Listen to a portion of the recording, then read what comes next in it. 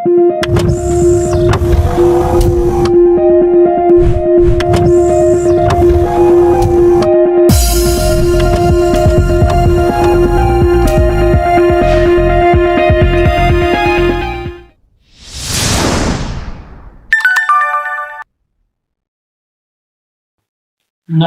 ونصلی علی رسولہ الکریم اما بعد اعوذ باللہ من الشیطان الرجیم انہ لکم عدو مبین بسم اللہ الرحمن الرحیم۔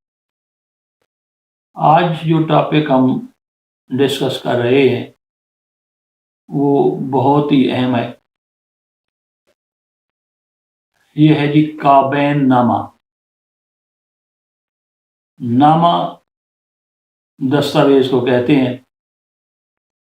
کعبین نامہ یہ اصل میں فارسی زبان کا لفظ ہے جس کا مطلب ہوتا ہے حق المہر، مہر کی رقم، یا میاں بیوی باہمی رضامندی سے جو طے کرتے ہیں ڈاور یعنی حق المہر، تو اسے کعبین نامہ کہتے ہیں۔ یعنی خاوند اور بیوی اپنے آپ کو باہمی رضامندی سے یعنی ود ہیپی کمپرومائز کچھ ٹرمز کنڈیشنز آگے پیچھے بھی کر سکتے ہیں۔ خاوند اپنے حق المہر کو انکریز بھی کر سکتا ہے۔ تو یہ جو ڈاور ہوتا ہے، یہ جو حق المہر ہوتا ہے، اس کے سارے ایلیمنٹس، کنٹینٹس، جو بھی الفاظ ہوتے ہیں وہ اس دستاویز کے زمرے میں آتے ہیں۔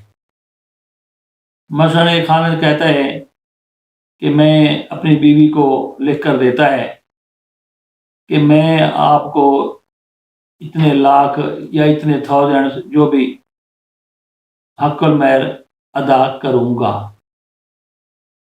یا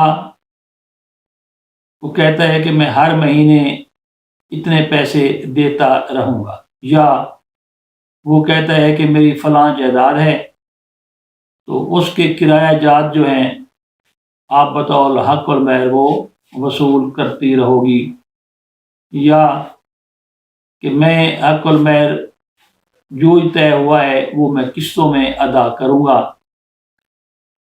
اس قسم کی جو ٹرمز کنڈیشنز میاں بیوی کے درمیان ہوں وہ خاوند پابند ہوتا ہے کہ وہ اس کو بیوی کو لکھ کر دے۔ اس میں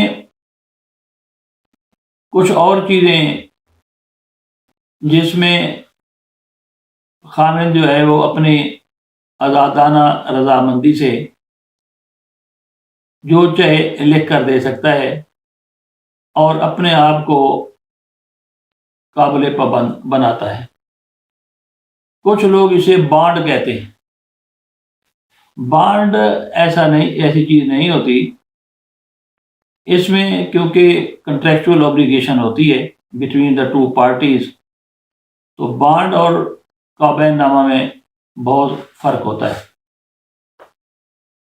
تو اس کی جو صورت حال ہوتی ہے وہ ایک کاغذ پر خصوصی طور پر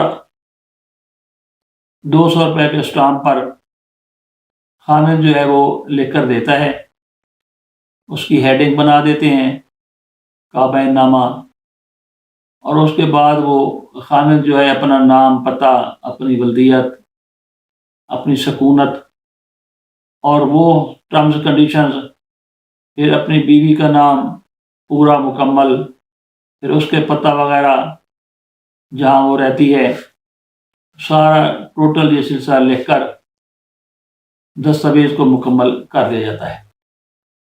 اب دستاویز جو ہے یہ ڈاکومنٹ ہوتا ہے، اور ڈاکومنٹ کی جو غرض و غایت ہوتی ہے، جو اس کی ریکوائرمنٹ ہوتی ہے، وہ ہوتی ہے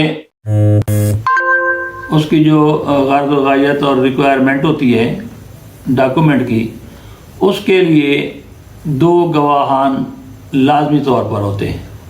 یعنی ایک تو خامد کے دستخط ہو جائیں گے اور دوسرا جو ہے 2 گواہان کے دستخط ہوں گے، ان کی بھی فل ڈسکرپشن ہوگی، ہر لحاظ سے وہ اپنی ڈسکرپشن دیں گے۔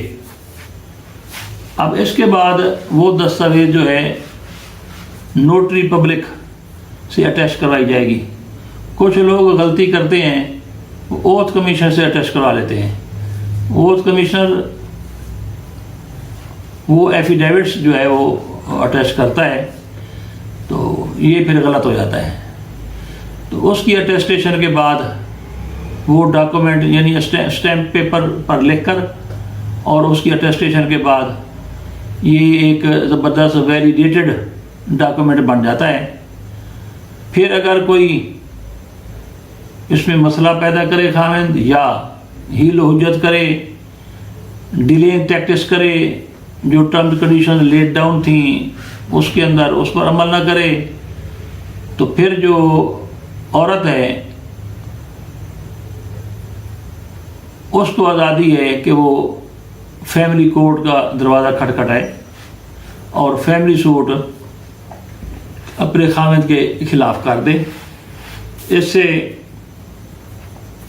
بہت بڑی ایک اس کے پاس ایویڈنس ہے، تو باقی پورا نظام جو ہے وہ عدالت میں اس طرح چلے گا۔ جو دعویٰ جات ہوتے ہیں تو کابین نامہ جو ہے اس کی بڑی ایویڈینشی ویلیو ہوتی ہے، تو اگر خامد نے اس قسم میں کوئی ہینکی پھینکی کی ہے تو وہ عورت جو ہے وہ on the basis of this very document she will be having her right, تو اس کو اپنا یہ رائٹ مل جائے گا جو اس نے خامد نے گواہوں کی موجودگی میں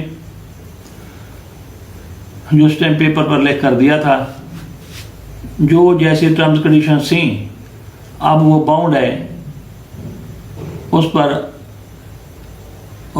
قابل پابندی ہے۔ اگر وہ نہیں کرتا تو عورت کو اختیار ہے کہ وہ عدالت دروازہ کھٹکھٹائے، اور ساتھ وہ یہ بھی کہہ سکتی ہے کہ مجھے ڈیمیج بھی دلائے جائیں کہ مجھے مینٹل ٹارچر اس نے کیا ہے، ایک چیز لکھی ہوئی تھی، ہر شے قانون کے مطابق تھی، تو اس نے کیوں اس طرح انحراف کیا، اسے ڈیویٹ کیا۔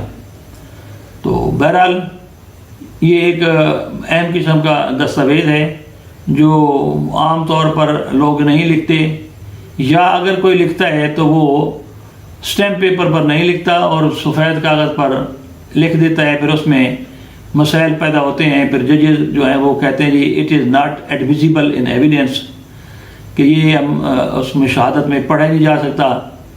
پھر اس کے اور طریقہ کار ہوتا ہے، امپاؤنڈمنٹ ہوتی ہے، اس کو پھر 11 گنا پھر وہ جرمانہ ہوتا ہے، پھر اس کے بعد پیمنٹ کے بعد پھر کہیں جا کے وہ ایویڈنس میں پیش کیا جا سکتا ہے۔